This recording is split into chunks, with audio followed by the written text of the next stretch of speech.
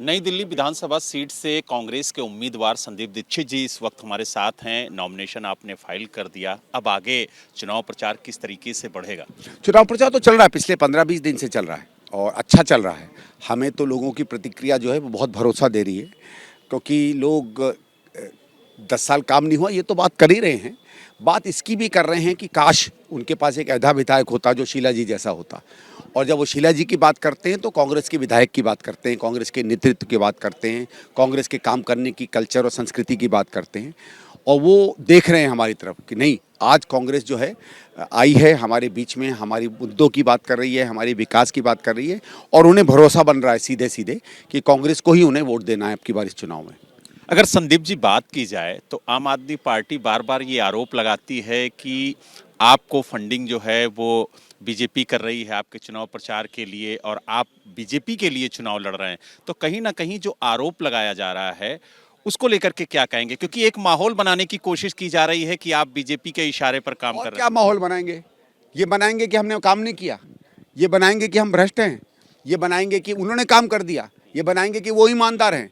ईमानदारी पर तो उनको कोर्ट ने कह दिया तुम बेईमान हो। रिपोर्ट पर जब कमेंट किया सीएजी ने कह दिया कि तुमने 6 महीने में ही 2000 करोड़ खा लिए, तो क्या कहेंगे? यही इधर उधर की बातें, तुम इसके साथ हो, तुम उसके साथ हो, तुम वहाँ जा रहे हो, तुम वहाँ जा रहे हो। इसके अलावा कहेंगे क्या? जो पार्टी, जो केजरीवाल कभी हरियाणा में कांग्रेस को हराने के लिए, बीजेपी को जिताने के लिए पहुँच जाता है, वहाँ सुपारी ली कि नहीं वो तो वही जाने।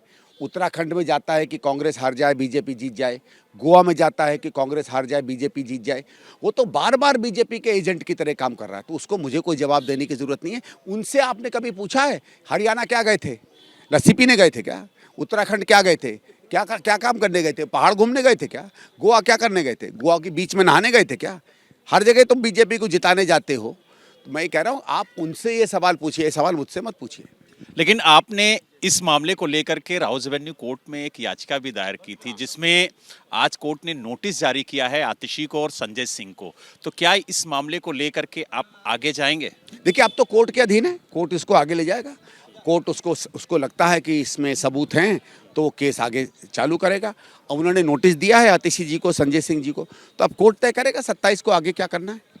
तो आपने देखा हमारे साथ संजीव दीक्षित जी थे, जिन्होंने साफ तौर से कहा कि अब चुनाव प्रचार आगे तेजी से बढ़ेगा और जिस तरीके से आम आदमी पार्टी एक नैरेटिव सेट करने की कोशिश कर रही है कि बीजेपी के इशारे पर संदीप दीक्षित चुनाव लड़ रहे हैं, उन्हें चुनाव प्रचार के लिए बीजेपी फंडिंग कर रही है, तो इस मामले में वो कोर्ट गए हैं और कोर्ट की तरफ से आतिशी और संजय सिंह को नोटिस भी जारी हुआ है और उन्होंने कहा कि अब कोर्ट के सामने जो साक्ष्य हैं वो रखे जाएंगे और उसके बाद कोर्ट आगे फैसला लेगा कि उसे क्या करना है।